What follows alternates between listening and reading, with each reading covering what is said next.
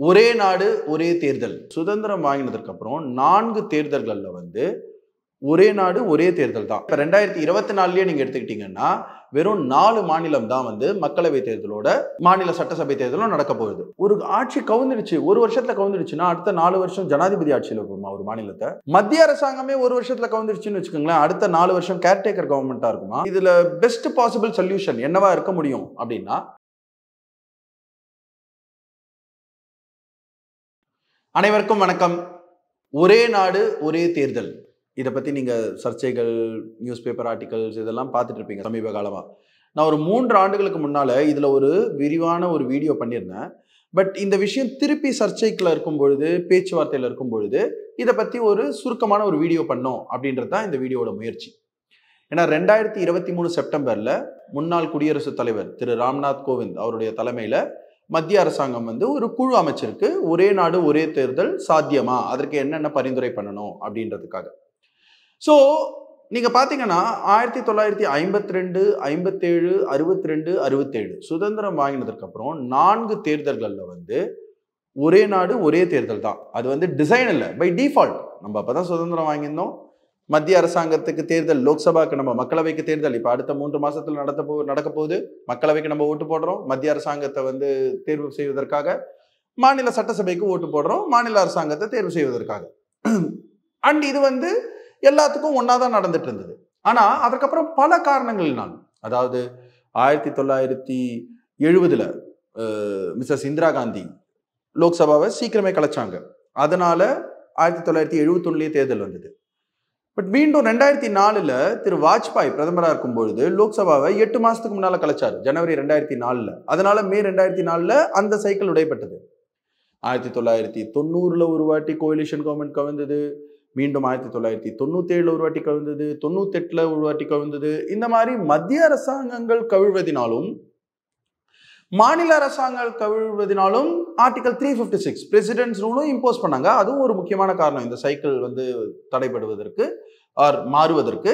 But இந்த மாதிரி பல காரணங்கள்னால இப்போ 2019 எடுத்துக்கிட்டீங்கன்னா, இல்லைன்னா இப்ப 2024லயே நீங்க எடுத்துக்கிட்டீங்கன்னா வெறும் 4 மாநிலம் தான் வந்து மக்களவை தேர்தலோட மாநில சட்டசபை தேர்தலும் நடக்க போகுது. Andhra, Sikkim, Odisha and Arunachal, if I'm not wrong.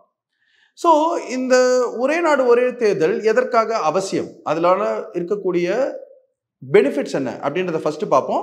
But அதுல சீரியஸ் இஷ்யூஸும் இருக்கு. அதை எப்படி வந்து மையமா ஒரு தீர்வு காண்பது அப்படின்றத கடைசியில பார்ப்போம். சரி, ஒரு தேர்தல் நடத்துவதற்கு 2019ல உதாரணமா மக்களவை தேர்தல் நடத்துவதற்கு அஃபீஷியலா கவர்மெண்ட் ஸ்பெண்ட் பண்ண பைசா கிட்டத்தட்ட 4000 கோடி. ஐ மீன் பொலிட்டிக்கல் பார்ட்டிஸ், கேண்டிடேட்ஸ்லாம் எவ்வளவு ஸ்பெண்ட் பண்ணாங்கன்றது உங்களுக்கே தெரியும். அதெல்லாம் பல கோடிகள், பல ஆயிரம் கோடிகள் இருக்கும். பட் கவர்மெண்டே ஸ்பெண்ட் பண்ணது 4000 கோடி. அதை தவிர ஒவ்வொரு மாநில எலெக்ஷன்ஸ்க்கும் சில 100 கோடிகள், பெரிய மாநிலங்கள் உத்தரப்பிரதேஷ் போன்ற மாநிலங்களுக்கு க்ளோஸ் டு 1000 crores கூட செலவாகலாம் அஃபீஷியல் எக்ஸ்பெண்டிச்சர். ஸோ இது வேற வேற நேரங்களில் நடக்கிறதுனால இந்த செலவு அதிகமாக இருக்கும். அது ஒண்ணு. ரெண்டாவது, எப்பயுமே தேர்தல் பிரச்சாரம், ஏதாவது ஒரு மாநிலத்துக்கு தேர்தல் நடந்துட்டே இருக்கு. அதனால பிரதமராக இருக்கட்டும், அமைச்சர்களாக இருக்கட்டும், எதிர்கட்சி தலைவராக இருக்கட்டும், எல்லாருமே எப்பயுமே நிரந்தர தேர்தல் பிரச்சார மோட்லயே இருக்கிறதுனால கவர்னன்ஸ் கொஞ்சம் அஃபெக்ட் பண்ணும் கண்டிப்பா. ரெண்டாவது, இதனால வேறுபாடும் அதிகரிக்குது அப்படின்றது என்னோட பர்சனல் ஒப்பீனியன். ஏன்னா உங்களுக்கு எலெக்ஷன் ஜெயிக்கணும்ன்றது தான் ஒரே குறிக்கோள். அதற்காக மதம் ரீதியாக, சாதி ரீதியாக, மொழி ரீதியாக எப்படி வேணாலும் மக்களை போலரைஸ் பண்ணா கூட நம்ம ஓட்டு வாங்கி ஜெயிச்சிட முடியுமா அப்படின்றது தான் அவங்களுக்கு ஏற்ற மாதிரி பண்றாங்க. ஸோ அதனால இந்த கான்ஸ்டன்ட் கேம்பெயின்னால சமுதாயத்தில் இருக்கக்கூடிய பிளவுகளே அதிகரிக்குதோ அப்படின்றது எனக்கு ஒரு சின்ன ஐயமும் இருக்கு, என்னோட personal opinion. But more importantly from a purely administrative, நிர்வாக ரீதியாக நீங்க பாத்தீங்கன்னா ஒரு டிஸ்ட்ரிக்ட் அட்மினிஸ்ட்ரேஷன், கலெக்டரா இருக்கட்டும், மற்ற போலீஸா இருக்கட்டும், எல்லாருமே தேர்தல் வந்தது அப்படின்னா அதற்கு ஒரு 3-4 மாதங்கள் முதல்ல இருந்து வெறும் தேர்தல் வேலையை தான் பார்ப்பாங்க இம்பார்ட்டண்டா. ஏன்னா அது ரொம்ப ரொம்ப முக்கியமான விஷயம். அதோட நிறைய முக்கியமான விஷயங்கள்லாமும் இருக்கு. பட் இதுல தவறு செய்ய முடியாது இல்லைங்களா? அதனால அந்த ஃபோக்கஸே எலெக்ஷனுக்கு மாறிடும். ஸோ இதனால நீங்க அப்பப்போ ஒரு மாநில தேர்தல் நடக்குது, திருப்பி பாராளுமன்ற தேர்தல் நடக்குது அப்படின்னா ஒரு மாநிலமும் ஆர் அட்லீஸ்ட் இந்த 4 மாநிலத்தை தவிர மற்ற எல்லா மாநிலமும் 2 முறை இந்த மாதிரி தடைபடுது. மாடல் கோட் ஆஃப் கான்டக்ட் வந்து இம்ப்ளிமெண்ட் பண்ணாங்கன்னா அதனால கவர்னன்ஸ் தடைபடுது. இந்த மாதிரி நிர்வாகத்துல இதனால பிரச்சனைகள் வரக்கூடிய சாத்தியக்கூறு இருக்கு, வந்துட்டு இருக்கு. ஸோ அதனால ஒரே நாடு ஒரே தேர்தல். இதுல இந்த குழு even local body panchayat municipal corporation எலெக்ஷன்லாம் எப்படி ஒன்னா சேர்க்கறது அப்படின்றத பத்தி பரிந்துரை கேட்டிருக்காங்க. அது என்னை பொறுத்த வரைக்கும் சாத்தியமே கிடையாது. அதை நம்ம தள்ளி வச்சிருவோம். வெறும் மக்களவை சட்டசபைக்கு மாத்திரம் பார்ப்போம். ஸோ கண்டிப்பா இந்த விஷயங்கள்லாம் ஒரே நேரத்தில் தேர்தல் நடத்துறதுனால செலவு குறையும். கான்ஸ்டன்ட் பிரச்சாரம், பிளவுபடுத்தும் பிரச்சாரம் போன்ற விஷயங்கள் கண்டிப்பாக குறையும். More importantly district administration, paramilitary forces இவங்களெல்லாம் நீங்கள் அப்பப்போ டிஸ்டர்ப் பண்ண வேணாம். ஒரு எலெக்ஷன் முடிஞ்சிருச்சுன்னா ஓகே, அடுத்த எலெக்ஷன் வரும் வரைக்கும் நம்ம நம்மளுடைய வேலையை பார்க்கலாம் அப்படின்ற நிலைமை வரும். இதெல்லாம் கண்டிப்பாக நல்ல விஷயங்கள். ஆனால் நம்ம ஒரு கூட்டாட்சி, அதாவது மத்திய அரசாங்கமோ ஒன்றிய அரசாங்கமோ மாநில அரசாங்கத்தோட அதிக பவர்ஃபுல் கிடையாது இந்தியாவில். ஒன்றிய அரசாங்கத்துக்கும் அரசியலமைப்புல இருந்து தான் என்னென்ன யூனியன் கவர்மெண்ட்டுக்கு என்னென்ன பவர்ஸ்ன்றது அரசியலமைப்பு தான் கொடுக்குது. மாநில அரசாங்கங்களுக்கும் அதோட பவர்ஸ் கான்ஸ்டிடியூஷன்ல இருந்து தான் வருது. ஸோ இரண்டுமே 2 லேயர்ஸ் ஆஃப் கவர்மெண்ட். நம்ம ஒரே நாடு தான், எல்லாரும் கூட்டாட்சியா இருந்து வேலை பண்ணோன்றது ஓகே. பட் ஆனா இந்த மாதிரி ஒரே நேரத்தில் எல்லா தேர்தலும் நடத்தினால் நேஷனல் இஷ்யூஸ், தேசிய இஷ்யூஸ்னால லோக்கல் ரீஜனல் இஷ்யூஸ் அடிபட்டு போயிடும். தேசிய கட்சிகளுக்கு அதிக ப்ராமினன்ஸ் கிடைக்கும், மாநில கட்சிகளுக்கு பிரச்சனை ஆயிடும். இது கூட்டாட்சி முறைக்கு மிக மிக எதிரானது. அதனால கண்டிப்பா இந்த ஒரே நாடு ஒரே தேர்தல் 5 வருஷத்துக்கு ஒரு வாட்டி நடத்தினோம்னா இந்த பிரச்சனை மிக மிக பெரிய பிரச்சனை. அது ஆக்சுவலா ஃபெடரலிசம்க்கு நல்லது கிடையாது, கூட்டாட்சி முறைக்கு நல்லது கிடையாது. ரெண்டாவது, நம்ம ஒரு பாராளுமன்ற ஜனநாயகம். ஒரு ஆட்சி கவுந்துடுச்சு, ஒரு வருஷத்துல கவுந்துடுச்சுன்னா அடுத்த 4 வருஷம் ஜனாதிபதி ஆட்சியில் இருக்குமா ஒரு மாநிலத்தை? அது ஜனநாயகமே கிடையாது. மத்திய அரசாங்கமே ஒரு வருஷத்துல கவுந்துடுச்சுன்னு வச்சுக்கோங்களேன், அடுத்த 4 வருஷம் கேர்டேக்கர் கவர்மெண்டா இருக்குமா? அதுவும் ஜனநாயகம் கிடையாது. ரைட்? ஸோ கான்ஸ்டிடியூஷனலாகவும் நம்மளுக்கு பிரச்சனை இருக்கு, நம்மளுடைய ஃபெடரலிசம், நம்மளுடைய கூட்டாட்சி முறை அண்ட் எலெக்ஷன்ஸ் ஒரு ஃபீட்பேக். அதாவது மத்திய அரசாங்கம் மாநில தேர்தல்களில் வர முடிவுகள்னால சில விஷயங்களை மாற்றி அமைச்சிருக்கு பாஸ்ட்ல, and it will continue to do. அதே மாதிரி மாநில அரசாங்கங்களும் மக்களவை தேர்தலில் வரும் முடிவுகள்னால அவங்களோட கொள்கைகள், அவங்களோட பாலிசிஸை கொஞ்சம் மாற்றி அமைச்சிட்டு இருக்காங்க.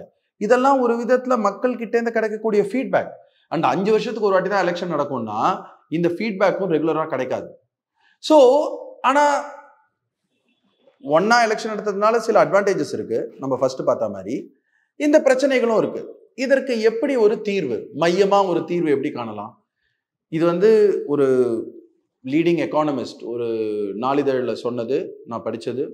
அண்ட் லா கமிஷன், நீத்தி ஆயோக்லாமும் இதே தான் சொன்னாங்க. அவங்க கொஞ்சம் வேற விதமாக சொன்னாங்க. பட் இதில் பெஸ்ட் பாசிபிள் சொல்யூஷன் என்னவா இருக்க முடியும் அப்படின்னா, மக்களவைக்கான தேர்தல் ஒரு காலகட்டத்தில் நடக்குது அப்படின்னா அதற்கப்புறம் 2.5 ஆண்டுகள் கழித்து எல்லா மாநிலங்களுக்கான தேர்தலும் நடக்கணும்.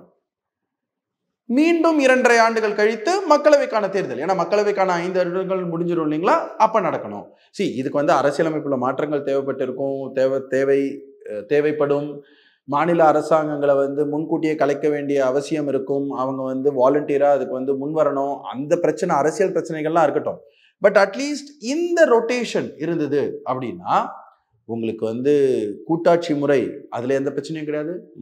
மத்திய தேர்தல் மத்திய இஷ்யூஸ், நேஷனல் இஷ்யூஸ்ல ஃபைட் பண்ணலாம்.